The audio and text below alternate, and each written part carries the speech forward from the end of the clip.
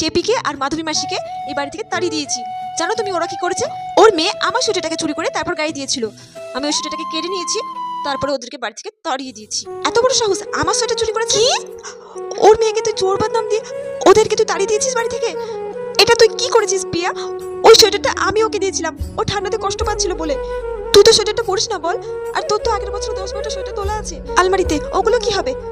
ওগুলো তো তুই পরবি না, সেজন্য তো আমি মলে গেছিলাম তোর জন্য নতুন সোয়েটার কিনতে। এই দেখ, এই দেখ, আমি তোর জন্য একটা নতুন সোয়েটার কিনতে গিয়েছিলাম, তুই সোয়েটারটা পরলি না বলে। তা আগের বাদ বাকি সোয়েটারগুলো যখন তুই পরবি না, তো ঘরে রেখে কি লাভ? আর তুই তুই ওকে অপমান করে তুই ওর কাছ থেকে সোয়েটারটা কেড়ে নিয়েছিস, তারপর ওদেরকে চোর বদনাম দিয়ে বাড়ি থেকে দাঁড়িয়ে দিয়েছিস। তুই কবে মানুষ হবি বলতো? তোকে আমি এত বুঝিয়েও পারি না।